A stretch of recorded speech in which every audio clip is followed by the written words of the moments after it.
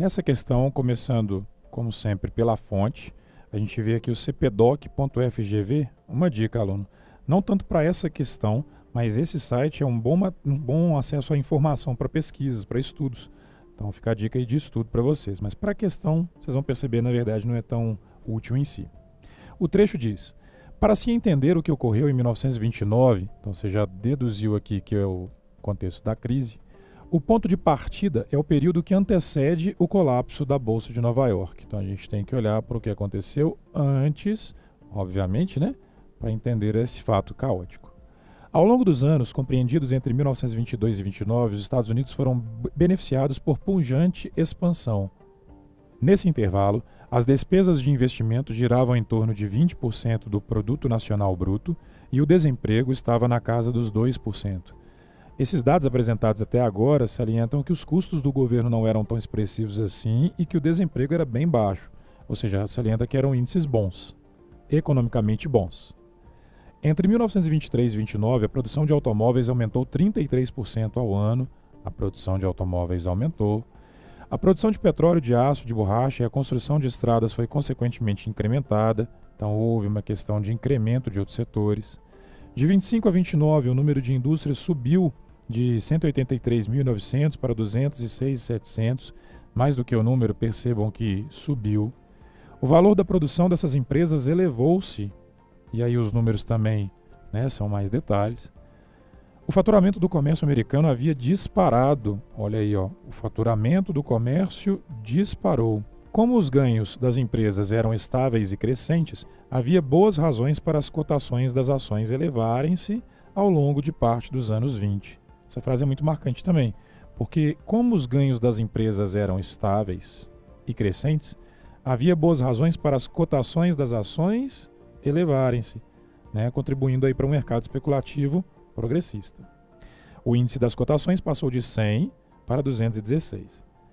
Bom, então vocês viram que é um texto muito narrativo que sugere um melhoramento da economia, ou pelo menos uma expectativa de que a economia estivesse melhorando. E aí quando vem o comando e diz que a leitura do texto é fundamental, ler e entender ele então, denota que a crise da Bolsa de Valores de Nova York foi causada pelo crescimento abaixo do esperado da economia e das indústrias dos Estados Unidos. Vocês perceberam pelo que a gente foi marcando que não foi um crescimento abaixo do esperado, né? Foi acima. A letra B fala que foi por uma crise de superprodução, haja visto que os Estados Unidos produziam mais do que vendiam.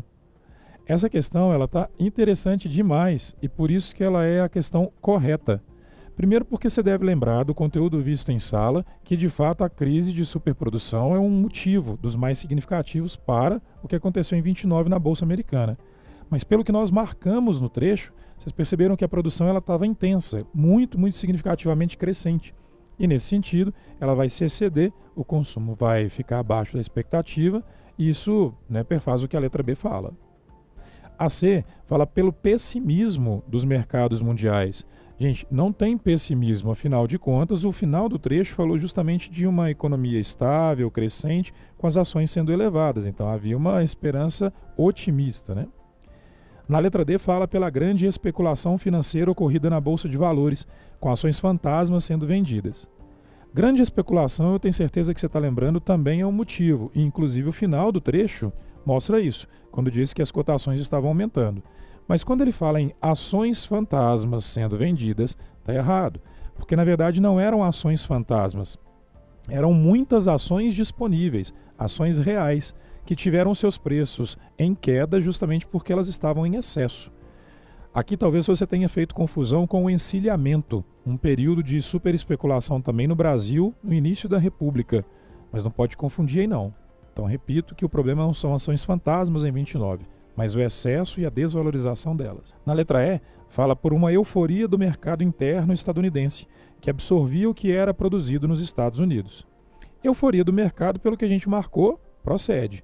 Agora, dizer que esse mercado absorvia o que era produzido não dá. Afinal de contas, se na letra B a gente falou em superprodução, nós temos um subconsumo. Então não era absorvido não.